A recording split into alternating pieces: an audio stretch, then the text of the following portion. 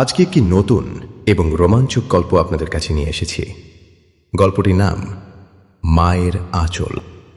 অরণি আর মীরার জগৎটা ছিল রূপকথার মতো।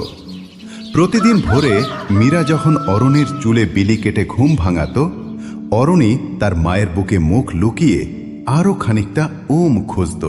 ওরে আমার আলসে খুকি, ওঠ, দেখ তোর জন্য শিউলি ফুল কুড়িয়ে এনেছি। মা, আগে তুমি আমায় একটা গল্প শোনাও, তারপর উঠব।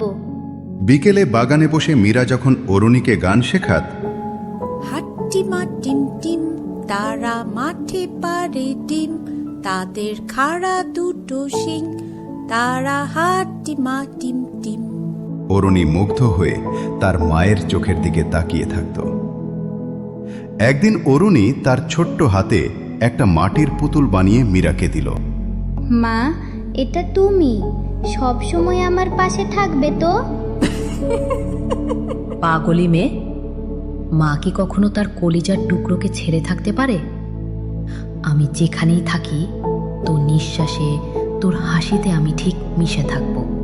কিন্তু নিয়তি ছিল নিষ্ঠুর। এক ঝোড়ো রাতে মীরা যখন অরণির জন্য ওষুধ আনতে যাচ্ছিল, তখনই সেই ভয়াবহ দুর্ঘটনা সব কেড়ে নিল। মীরার মৃত্যুর 1 বছর পর আকাশ যখন মালিনীকে বিয়ে করে আনলো, অরণি ভেবেছিল সে হয়তো আবার মায়ের ছোঁয়া পাবে, কিন্তু মালিনীর মন ছিল পাথরের মতো শক্ত। আকাশ কাজে গেলেই শুরু হতো নির্যাতন। তোর ওই মরা মায়ের ছবি নিয়ে বসে থাকা বন্ধ কর, এ ঘর পরিষ্কার কর, নয়তো আজ রাতেও খাবার জুটবে না। মা তো বলেছিল সে আমার সাথেই আছে, তুমি কেন আমাকে এত বকো? বেয়াদব মেয়ে, তোর মা কবরে পচে গেছে, এখন থেকে আমি যা বলবো তাই হবে। অরুণী রাতে কাঁদত।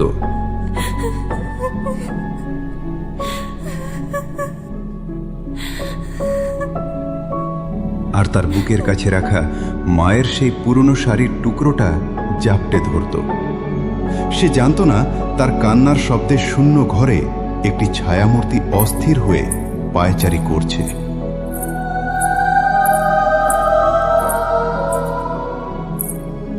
একদিন আকাশ ব্যবসার কাজে দূরে গেলে মালিনী চরম সুযোগ পেল। সে অরণিকে ভুলিয়ে বাড়ির পেছনের গভীর জঙ্গলের এক পুরনো কুয়োর কাছে নিয়ে গেল।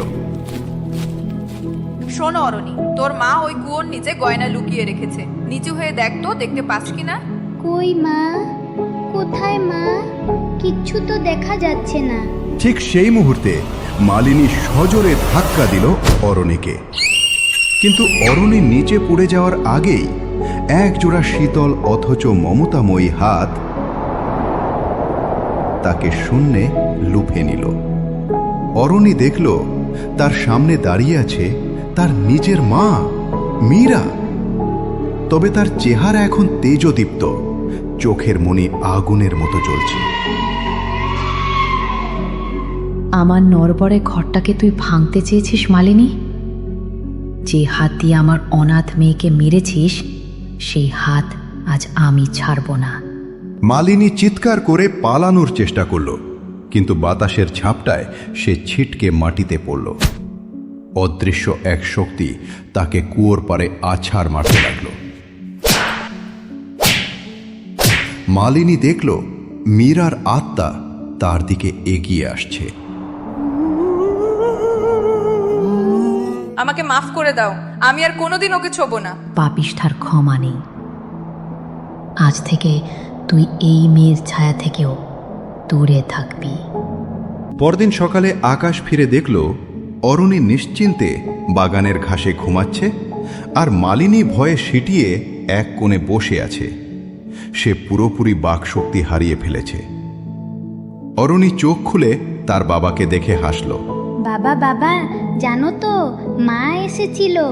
মা আমাকে বলেছে সে সব সময় আমার পাশেই আছে, কেউ আমাকে আর কষ্ট দিতে পারবে না। আকাশ অনুভব করল এক অদ্ভুত চেনা ঘ্রাণ। সে বুঝল মীরা মরেনি। সে এক অলৌকিক ঢাল হয়ে তার সন্তানকে সারা জীবনের মতো আগলে নিয়েছে। আপনাদের সকলকে ধন্যবাদ গল্পটি এত মনোযোগ সহকারে শোনার জন্য। যদি গল্পটি আপনাদের ভালো লেগে থাকে তবে অবশ্যই লাইক, কমেন্ট এবং শেয়ার করুন। ধন্যবাদ।